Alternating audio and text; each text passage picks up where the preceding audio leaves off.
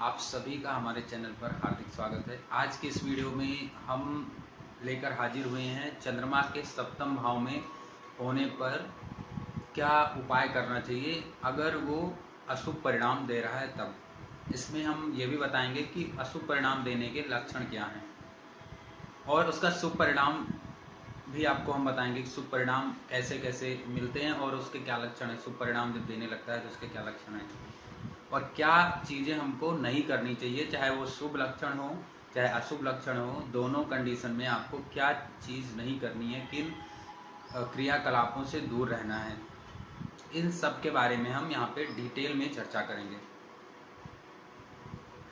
तो पहले जानते हैं कि सप्तम भाव क्या है। सप्तम भाव है हमारे लाइफ पार्टनर का, हमारे व्यवसाय का। किसी तरीके की भी पार्टनरशिप करते हैं आप किसी के साथ, तो सप्तम भाव वो है। सप्तम भाव काल पुरुष की कुंडली में शुक्र का घर है। शुक्र की मूल त्रिकोण राशि तुला राशि वहां पे आती है। और अगर देखा जाए तो सम्मिलित रूप से जो सप्तम भाव के कारकत्व हैं वो शुक्र और साथ में बुध को प्राप्त है। मतलब खास करके यहाँ शुक्र, लेकिन साथ में बुध को भी यहाँ पे देख लेना चाहिए। शुक्र और बुध सम्मिलित रूप से इस भाव को प्रभावित करते हैं। अब यहाँ पे चंद्रमा की स्थिति, मतलब शुक्र और बुध के घर में चंद्रमा, तो बहुत पॉजिटिव उपस्थिति, ये बहुत पॉजिटिव प्लेसमेंट तो नहीं लग रही है। लेकिन फिर भी कुछ ऐसी कंडीशंस हैं जिसमें बहुत पॉजिटिव कंडीशंस बनती हैं, बहुत अच्छे रिजल्ट हमको मिलते हैं।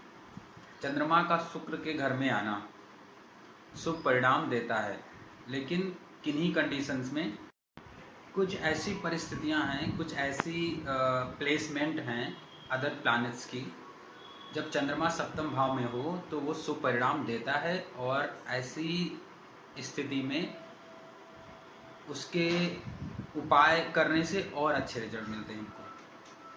तो अगर चंद्रमा वहाँ पे अकेला बैठा हुआ है, उस पर किसी भी पाप ग्रह की दृष्टि नहीं है, जैसे मंगल, राहु, केतु, शनि, इनमें से किसी की दृष्टि नहीं है या वो पाप कर्तरी योग में नहीं है, तब वो शुभ परिणाम देता है। या राहु के साथ, केतु के साथ, मंगल, शनि, इन ग्रहों में से किसी के साथ वो बैठा ना हो, मतलब वहाँ पे और ग्रह ना बैठे हों। अगर बैठे हैं तो उसमें से बृहस्पति हो,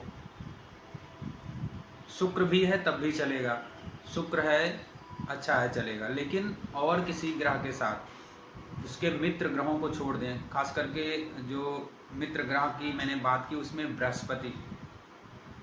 बृहस्पति हो और बृहस्पति पे और चंद्र पे किसी तरीके की कुदृष्टि ना हो। कुदृष्टि का मतलब यहाँ पे ये हुआ कि पाप ग्रहों की दृष्टियां ना हो, पाप ग्रहों की दृष्टि या दृष्टियां ना हो। एकाधिक पाप ग्रहों की दृष्टियां चंद्रमा के फल को बिगाड़ देती हैं। चंद्रमा क्षीण चंद्रमा हो तो स्वयं ही वो पाप ग्रह जैसा प्रभाव देने लगता है, क्योंकि सब कुछ हमारे मन से ही होता है। मन में निगेटिविटी आई, समझिए हमने अपना काम खराब कर लिया, बनता हुआ जो काम है वो सब बिगड़ जाता है। अगर चंद्रमा पाप ग्रह जैसा परिणाम देने लगे, जब वो क्षीण होता है तभी ऐसा होता है।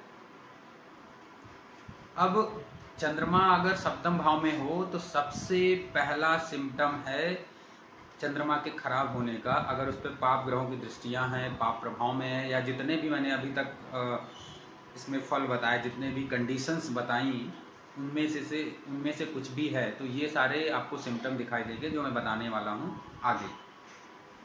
सबसे पहली बात, माता से आपकी नहीं बनेगी,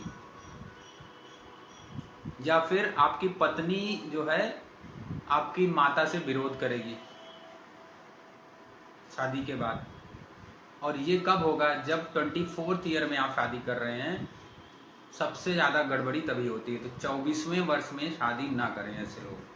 24वें वर्ष में, एग्जैक्टली जो 24वां वर्ष है उसमें शादी ना करें। 24 साल बीत चुका हो, एक आध 2 महीना बच्चे हों या बीत गया हो, 24 साल 1 महीना 2 महीना 3 महीना हो गया हो, तो उसमें शादी ना करें। या फिर 23वां ख़त्म होने वाला हो, उस समय शादी ना करें। इसके साथ में ही माता की जो आज्ञा है उसका आप उल्लंघन करेंगे, हर बात में विरोध होगा, माता से बनेगी नहीं आपकी।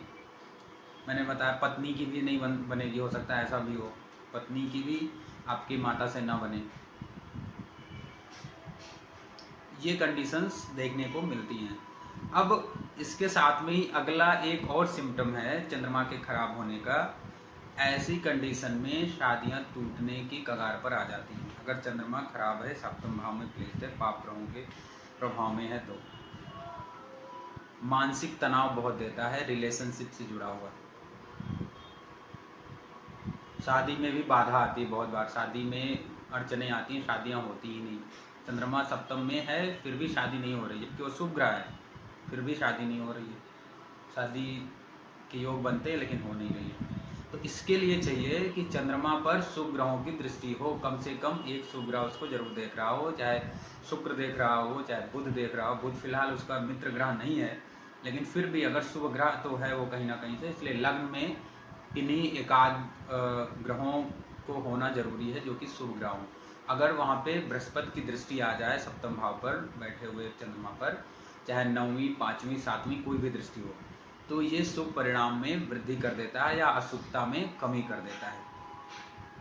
कहने का मतलब, अगर चंद्रमा पीड़ित भी है लेकिन उस पर चंद्रमा पर गुरु की दृष्टि आ जाए, बृहस्पति उसको देख ले, तो शुभता कहीं ना कहीं दिखाई देने लगती है, जीवन में शुभता के आसार बनते हैं। लेकिन अगर ये स्थिति नहीं है तो दिक्कतें बढ़ सकती हैं। और अगर शुभ दृष्टि नहीं है तो अशुभ दृष्टि भी ना हो, और उसका जो डिस्पोजिटर है वो कम से कम अच्छी जगह प्लेस्ड हो, खास करके शुक्र जो कि कारक है शादी का, वैवाहिक जीवन का, मैरिटल अफेयर्स का, मैरिटल लाइफ का। जितने भी तरीके की मैरिटल अफेयर्स हैं, चाहे शादी वाले हों चाहे बिफोर मैरिज वाले हों, सबका कारक शुक्र है। शुक्र को अच्छा होना जरूरी है, चंद्र अगर वहाँ पे प्लेस्ड है तो तभी चंद्रमा अच्छा परिणाम देगा। अब कुछ शुभ परिणामों की हम बात कर लेते हैं कि शुभ परिणाम देता है तो क्या होता है। शुभ परिणाम देता है तो ऐसे व्यक्ति के पास चाहे प्रॉपर्टी हो चाहे नहीं हो, प्रॉपर्टी हो सकता है उसके पास ना हो, लेकिन कैश उसके पास हमेशा रहती है, मतलब नोट्स उसके पास रहते हैं, धन उसके पास रहता है। उसके पास जॉब हो नहीं हो, नौकरी हो नहीं हो, कहीं ना कहीं से उसके पास पैसे अवश्य रहेंगे, उसके काम सब बनते चले जाएंगे, धीरे धीरे काम नहीं रुकता है उसका, अगर चंद्रमा शुभ हुआ तो। और ऐसे व्यक्ति की माता के साथ बनती है, माता का सहयोग मिलता है, माता के सानिध्य में रहता है, माता उसकी स्वस्थ रहती है, माता उसको अच्छे और आगे बढ़ने वाले नेक कार्यों के लिए प्रेरित करती है। या यूँ कह लीजिए कि वो व्यक्ति हमेशा अपनी माता से सलाह लेके ही आगे बढ़ता है और उसके लिए वो बहुत प्रोग्रेसिव रहता है, बहुत ही अच्छे परिणाम लेके आता है। अगर वो माता से सहयोग लेता है, माता की सलाह लेता है, तो ऐसी स्थिति उसके लिए शुभ परिणामदायक साबित होती है।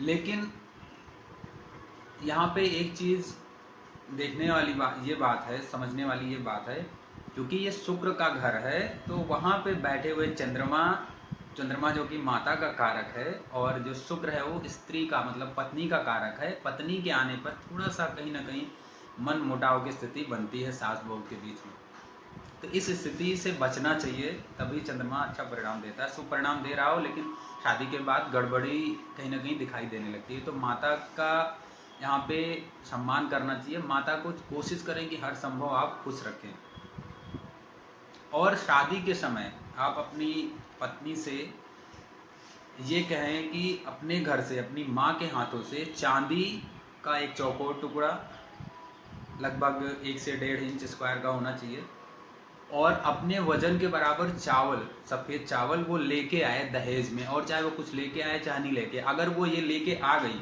तो समझ लीजिए कि माता का आशीर्वाद लेके आई है, और आशीर्वाद से बढ़कर कुछ भी नहीं होता। जो आशीर्वाद मिल गया तो उसके पास हर एक चीज़, हर एक सुख सुविधा, हर एक तरफ उसको तरक्की मिलती जाएगी। कभी कभी ऐसा होता है कि ये संभव नहीं होता है कि अपने वजन के बराबर चावल लेके आए, तो एक मुट्ठी चावल ही काफ़ी है, एक मुट्ठी चावल और छोटी सी चांदी का चौकोर टुकड़ा वो रख के लाल या सफ़ेद कपड़े में बांधकर वो ले आए और अपने बेडरूम में, अपनी तिजोरी में उसको रख दें। तो इससे चंद्रमा के अशुभ परिणामों में कमी आ जाती है और वो शुभ परिणाम हमको देने लगता है। अगर कहीं यहीं पर शनि की स्थिति हो, शनि वहाँ पे प्लेस्ड है, जो कि विष योग बनाएगा, क्योंकि चंद्रमा के साथ शनि की स्थिति विष योग कारक हो जाती है। तो ऐसी स्थिति में शनि की आराधना करनी चाहिए। शनि की आराधना ही इस दुष्परिणाम से छुटकारा दिला सकती है, अन्यथा प्रॉब्लम्स बढ़ेंगी, असफलता हाथ लगेगी, मानसिक तनाव बहुत रहेगा। तो इससे बचना चाहिए। और एक और उपाय है जो चंद्रमा के शुभ परिणामों को बढ़ाता है और अशुभता को कम करता है। तो वो ये है कि ऐसे व्यक्ति को जिसके सप्तम भाव में चंद्रमा हो, दूध और पानी को नहीं बेचना चाहिए। मतलब ऐसे व्यक्ति को दूध और पानी का व्यापार नहीं करना चाहिए, या दूध से बनी हुई वस्तुओं का व्यापार उसके लिए हानिकारक साबित होता है। खोया उसको नहीं बनाना चाहिए, दूध को जला के उसको खोया नहीं बनाना चाहिए। आपको खोए की ज़रूरत है तो आप बाज़ार से, मार्केट से खरीद के ले आएँ, कहीं से लेके आएँ, लेकिन खोया घर पर उसको दूध को जलाकर ना बनाएं। अगर आप दूध जलाते हैं तो चंद्रमा को आप खराब कर रहे हैं। चंद्रमा वहाँ पे निगेटिव परिणाम देना शुरू कर देगा। जरूरी नहीं कि आप व्यापार कर रहे हो तभी खोया बेचें या पानी और दूध बेचें। कभी कभी ऐसा होता है कि लोगों के मन में आता है कि चलो कुछ दिन के लिए बेच लेते हैं, एक हफ्ते के लिए, पैसे कमी है, हमारे पास ज़्यादा गायें हैं या 2-3 गायें हैं, दूध ज़्यादा बढ़ रहा है, तो अब 2-4 दिन के लिए बेच लेते हैं, कुछ पैसे मिल जाएंगे, हमको व्यापार से मतलब नहीं है। लेकिन ये स्थिति भी खतरनाक साबित होती है जब आप दूध, तो ये स्थिति भी खतरनाक साबित हो सकती है, चंद्रमा के शुभ परिणामों को बिगाड़ सकती है। ऐसे व्यक्ति की, मैंने बोला कि वाइफ जो है, लाइफ पार्टनर है, वो काफ़ी अट्रैक्टिव होता है, काफ़ी सुंदर होता है, दुबला पतला होता है। चंद्रमा अगर अकेला बैठा हो, तो अगर चंद्रमा के साथ अन्य ग्रह भी हों तो स्थितियां बदल सकती हैं, रिजल्ट बदल सकता है। लेकिन चंद्रमा का सप्तम भाव में परिणाम जनरली यही होता है, और चंद्रमा यहाँ पे अच्छा परिणाम दे सकता है अगर इन स्थितियों को आप, जो मैंने बताया, इनसे बचें। जो निगेटिव परिणाम वाली स्थिति है उनसे बचने की कोशिश करें। तो ये सारी बातें आपको विशेष ध्यान रखनी चाहिए। तो ये था आज का हमारा वीडियो, चंद्रमा का सप्तम भाव में जो रिजल्ट है और क्या उपाय करने चाहिए, क्या नहीं करना चाहिए, किन स्थितियों से बचना चाहिए, इसके बारे में हमने आपको डिटेल में जानकारी दी। तो अगर आपको हमारा वीडियो अच्छा लगा हो तो यहाँ लाइक बटन को आप क्लिक कर सकते हैं, हमारे चैनल को यहाँ सब्सक्राइब कर सकते हैं, और इस वीडियो को अधिक से अधिक शेयर करें जिससे लोगों को इसके बारे में जानकारी हो और इसका फ़ायदा उठा सकें। तो तब तक के लिए बाय बाय।